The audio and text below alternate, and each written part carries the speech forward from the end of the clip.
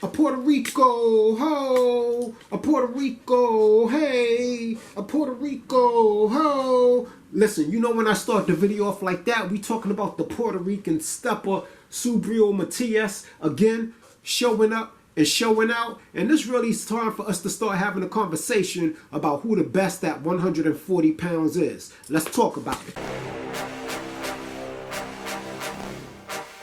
Welcome to Tough Glove Boxing. I am locked in, and let's get ready to talk about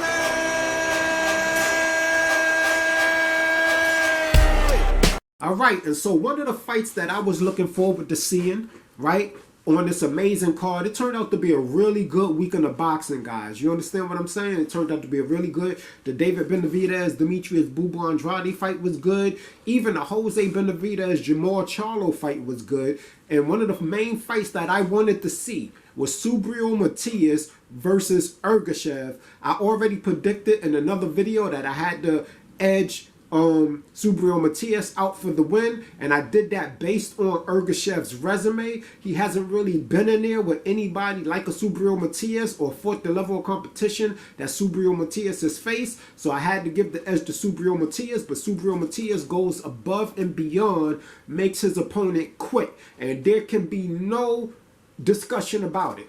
Ergashev absolutely quit on the stool, talking about something was wrong with his leg. It didn't appear that to me. What I saw happen in the ring was I saw Ergashev start out really, really good, right? Just like Ponce did, right? For some reason, they feel like they got to come out and get Subriel Matias respect early. And by doing that, they hit him with power shots, a lot of punches. You know, they try to like overwhelm him. The problem is Subriel Matias always weathers the storm, and then after that, after you done wasted so much energy, then he figures out your timing and he steps it up. Now, the thing that was impressive about this shot is Ergashev was really putting in that work. You can see that he was really trying to get his respect from Subriel Matias. Even in the weigh-in, he had that alpha energy, looking Matias in his eyes, letting him know, look, I'm here for the smoke, trying to touch the belt, doing all of that ish that we like. But the fact is, when he stepped in that ring and he put that fire to Subriel Matias, and he realized that Subriel Matias is not like his other opponents. He's not going to fold under that one punch power. You got to have that break him down power. And in order to have that breaking down power, you have to have the stamina to go along with that. Because Subriel Matias is going to apply that pressure. So even when he's not throwing punches, you are going to feel his presence, and it's going to drain you mentally. This fight, it showcased everything that I've always said about Subriel Matias' style, right? And the beautiful thing about it was I knew the fight was over when I saw Ergashev starting to play rock'em sock'em with Subriel Matias. You do not do that. You don't stand in a pocket with Subriel Matias, because while he has a 70-inch arm reach and he can basically put you out if he get full leverage on his punches, his main fighting strategy is short shots. He gives away his arm reach, which is why you don't even have to really count arm reach when you come to decide when he's going up against an opponent, right? What that's going to come into play, because he gives it away, because he's comfortable in the combat zone, in range of you to hit him and for him to hit you, because he believes in his power. Now, Ergashev thought he believed in his own power. You can tell from the way he fought that fight. And when he realized that Subriel Matias wasn't going to fold under pressure, and he started feeling those short shots, and it's funny because Subriel Matias wasn't even putting a lot on those shots. The man just has extremely heavy arms, and so it just looks like it comes just very short. But you can see each time he's hitting Ergashev is reacting in a really bad way. And that's why I always say there's different levels of power. And Subriel Matias, what he has is not something that's trained, right? It's something that's polished. It's something that's, I guess you can say, oiled, like you oil a machine. But that is God-given. You're born with that type of power, right? And he has that oh shit power that when he hits you clean, you like, it don't matter who you are, you are going to try to avoid getting hit like that. And when he's throwing it, you're going to shell up. You're going to brace for it. It ain't no going toe-to-toe and just letting your arms go and completely abandoning your defense, because he will stop you. And like he said, once Ergashev started feeling that heat and he realized he didn't have enough power to keep Subriel Matias off of him, and he saw Subriel Matias, because Subriel Matias is like a steam engine. He starts off a little slow, but once he gets rolling, the duration of the fight is going to be at that pace, and all of those shots are going to be hurting you. And like I told you in my breakdown of Subriel Matias in the first video that I did, he's not going to wait for you to give him an opening. He doesn't overthink it. He's going to hit you wherever you allow him to hit you. He's going to hit you, and that's because he knows he has that bone-breaking power. Now, even though this fight did kind of go how I expected it to go, it just ended. I didn't expect Ergashev to quit on his stool like that, right? I didn't expect him. And did y'all see how he even tried to stop my man from doing his emote? You know what I'm saying? He tried to stop my man from getting his big stepping on, but Subriel Matias, you know, played disrespect and then got to what he normally does and then beheaded him. And it is what it is. I think that's like the 5th straight opponent that quit on the stool. Let's not forget, Subriel Matias actually has a body under his belt. This man actually, somebody died after fighting him. Okay? Respect to that guy. Let's go ahead and give a quick 10 seconds of silence out of respect. You understand? Out of respect for him.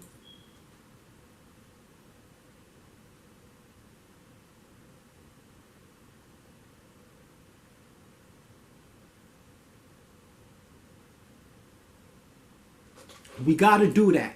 We got to do that for the fallen warriors that fall in the ring, for giving us fans the fights that they want.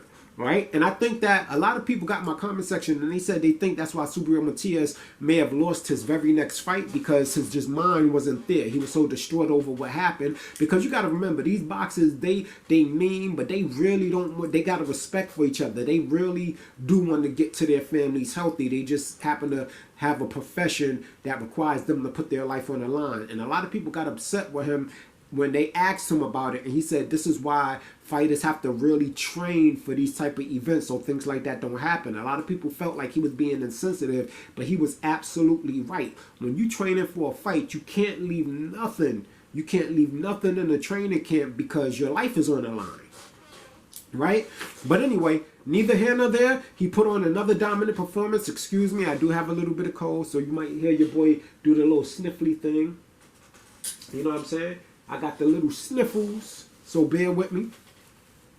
Long as no boogers come out while I'm talking, you dig? But anyway, so with that said, the conversation has to be had, man.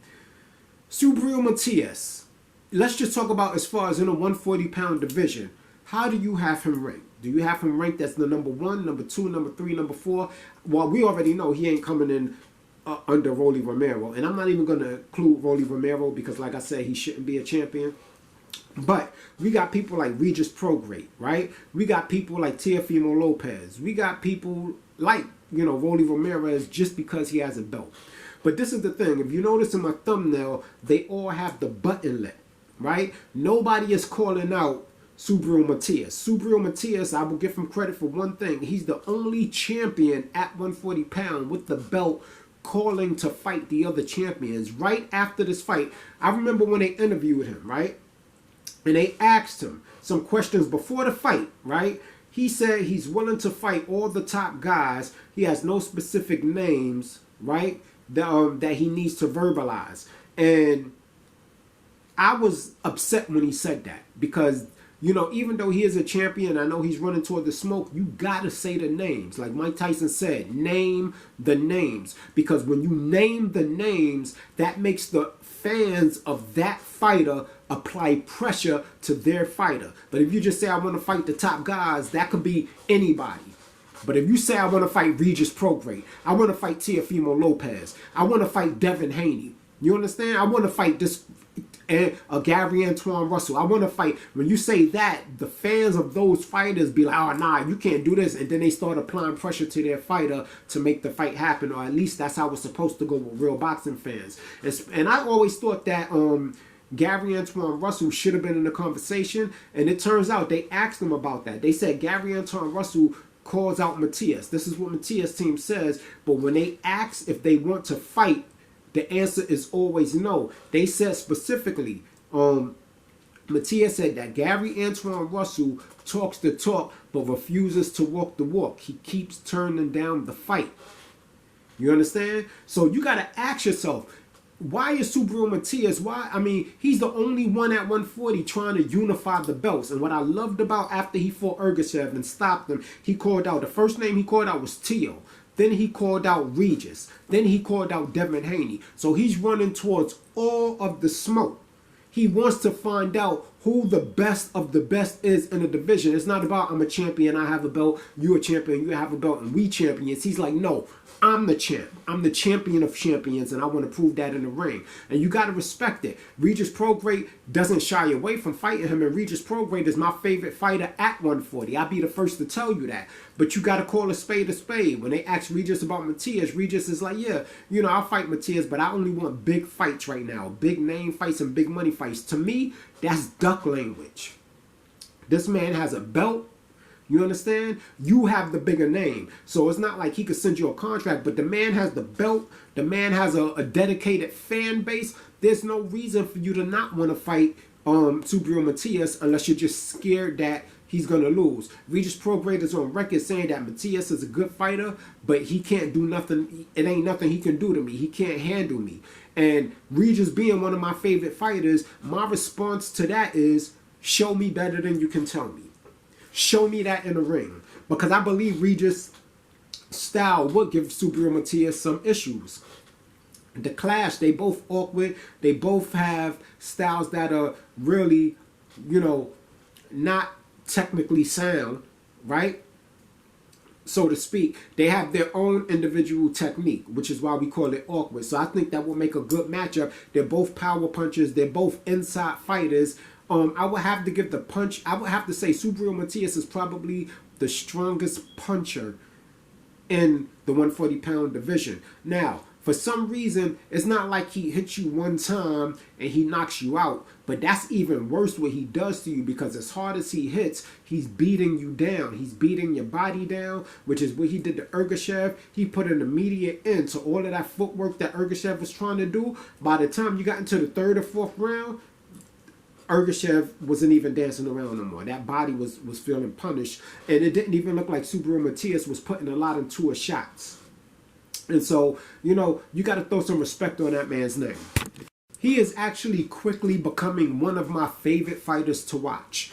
And I'm going to be honest with you. We're going to go over some stats against him with some of the other champions in the division, right? But I want y'all to get in my comment section and let me know who's the next fight you think he should fight. Do you think he is the best at 140? I feel like already he's the boogeyman. I don't hear Teofimo Lopez calling his name. And Teofimo Lopez beat Josh Taylor, which put him in that #1 position. So, I don't hear him mentioning Subriel Matias, but I hear Subriel Matias calling him out. They both have a Latin fan base. That fight will be huge. Regis Prograis, the Puerto Ricans will get behind the Regis Prograis and Subriel Matias fight, right? And they'll get behind Subriel Matias with any fight that he has, because he always delivers and he doesn't shy away from the combat. He's not super defensive, so he does get hit. He takes punishment. He just takes it really well, and he just expects that in his style of fighting. Now, what I will say is this. I feel like going into this fight, Ergashev, he said, was not on his level. He was going to show Ergashev that there was levels to this shit, and he really did do that. I feel like if we had to give a description of Subriel Matias, he could quite literally be the David Benavidez of his division.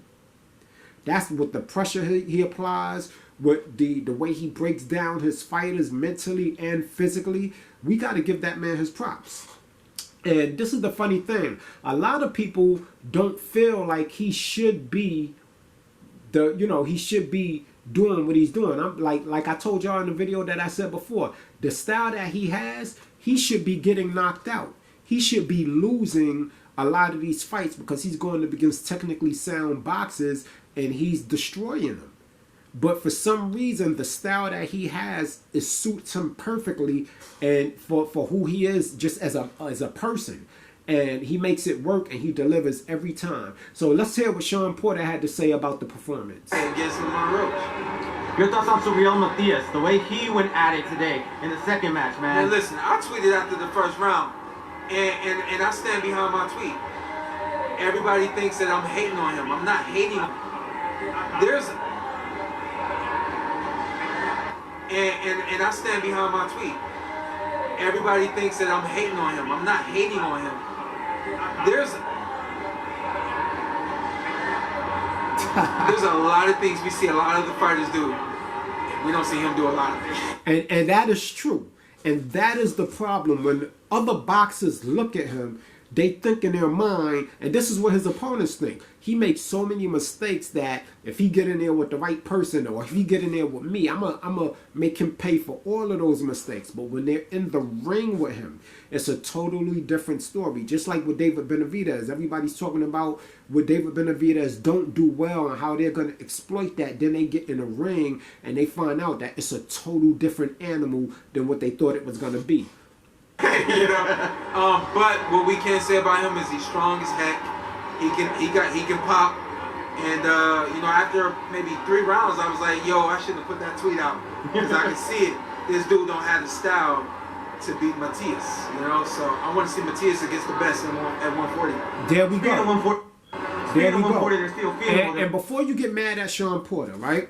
I want y'all to understand that Shawn Porter is he has a very fan-friendly style of fighting. He's retired now, but he was also very rock'em sock'em, but he was skillful. He had good feet and everything like that, but he was basically an all-out war type of brawl type of fighter, right? So him and Subriel Matias are similar in that fact that they both have very fan-friendly styles. But don't think that a lot of these boxers that say Subriel Matias is gonna lose or Subriel Matias, you know, is gonna eventually get exposed. They're not hating on Subriel Matias.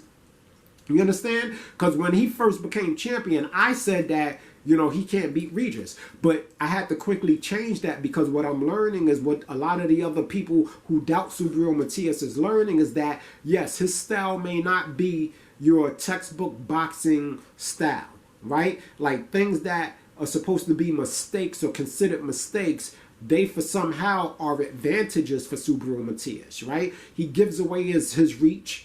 For one, right? He actually looks like he's walking straight in, even though there is a lot of technique behind what he's doing. Is just not a lot of skill, right? So even though he's walking straight in, he's aware of everything that's going on around him, right? So it's not like, and he'll pop that jab, and he has a jab that stops you in your track. So it's not like he's just walking in taking punches with his hands down or anything like that. He's very crafty.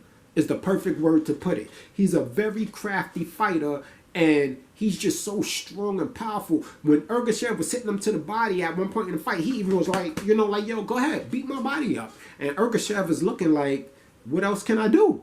You know, I don't hit this dude in his head with some of the most powerful punches that dropped other opponents. I done beat his body, and he talking about, come on. So he went and set his ass down like, listen, man, it's nothing I can do. I get tired around this dude. I might actually get killed in this ring. I thought it was actually, I mean, I don't like the way he quit. I'm glad they stopped the fight because he really was starting to take a lot of damage. And, you know, sometimes you got to live the fight another day when you realize that you're outclassed. But I did think it was some sucker-ish that he did because he clearly was in his right frame of mind. He didn't look hurt. He kept telling him his leg. So I don't know if that was, you know, him just taking so much punishment to the body to the point that the energy just left his leg, or he started feeling like maybe his leg numb up or something like that. But he definitely didn't want no more of that Subriel Matias smoke. So y'all get in the comment section. Y'all let me know. I know the Puerto Rican people are proud, but it's really time to have that conversation with him. His next fights need to be Regis, Teofimo Lopez, the Devin Haney's. You know, we could go to Jack Catterall. There's some dogs at 140. We could even go to Josh Taylor. Right, Josh Taylor, I think, will give Subriel Matias a lot of issues as well because Josh Taylor is also a very crafty fighter. And Josh Taylor does have a chin, and he has a lot of experience. So the question is, mentally, is Josh Taylor still there? Because a lot of people feel that Jack Catterall exposed Josh Taylor and that they robbed Jack Catterall when he lost to Josh Taylor. I would love to see Subriel Matias versus Jack Catterall. I would love to see that fight. That would be a real good dog fight, right? I don't know who would win that fight. I'm not going to underestimate Jack Catterall. Like I said, in my opinion, he should be undefeated right now. He's also a live dog. He has a pretty good chin, but I don't know if he's going to be able to stand up to the pressure of Subriel Matias or 12 rounds. Subriel Matias is in amazing shape. Now, he's 5'7", 6'9", so Subriel Matias is bigger than him about by an inch, right? Subriel Matias is 5'8" and has a 70-inch arm reach, so he has the height and reach advantage. Again, reach doesn't really come into account because Subriel Matias likes to fight on the inside, and he gives that away. Just like Brandon Figueroa, right? Tall, long, but likes to be on the inside. David Benavidez, tall, long, but likes to be on the inside. And we got Josh Taylor, who's 5'10", right? So he's actually bigger than Subriel Matias. He has a 69.5-inch arm reach, but he can fight on the inside. He can fight on the outside. He's more of a complete fighter. And I feel like Teofimo Lopez exposed the fact that athleticism is his Achilles heel. Right? He has a very hard time fighting opponents who are very athletic. And I also said in the other video I did, that might be Subriel Matias' Achilles heel too. The only thing that I would have to say with Teofimo Lopez that will put him at risk for Subriel Matias is his chin. Otherwise, if it wasn't for me doubting his chin due to him getting dropped by Cambosos and Sandor Martin, who are not power punchers, I would say that that's a fight that Teofimo Lopez could win. Teofimo Lopez is really trying to get to the bag right now. And I'll be honest with you, I'll be lying if I said Teofimo Lopez shouldn't be one of the higher paid athletes in the division, right? But you know, the politics of boxing, it is what it is. But Subriel Matias, ladies and gentlemen, a true dog, once again, put on a performance that, you know, his opponent just couldn't deal with. His opponent quit on a stool. I think this is like his 5th straight opponent that refused to come out the corner, right? Or that got stopped. So shout out to the Puerto Rican stepper, man. I really enjoyed that fight. I can't wait to see him back in the ring. And I think it's time for him to get up in there with some champions. I want to see him versus Teofimo Lopez. Him versus Regis, or the winner of him and Regis and Devin Haney.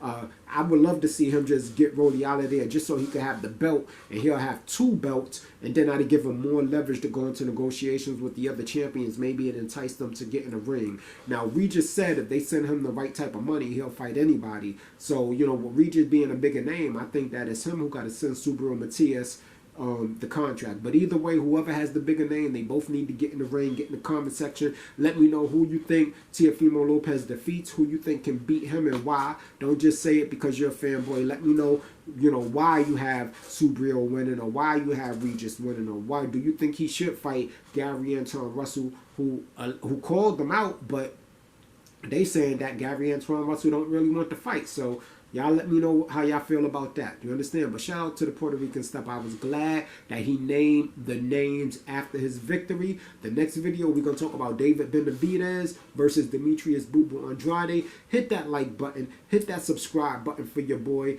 If you're new to the family, I welcome you to join the Tough Glove family. You understand, we're a small family, but we're a strong family. And you don't have to agree with everything I say. That's not what this channel is about. All you got to do is do what I do and love the sport of boxing. Subriel Matias, a.k.a. I think they call him Brownie. The Puerto Rican stepper is what I call him. Put on another performance. Tough Glove Boxing. We out. You ain't got to go home, but you got to get the hell up out of here.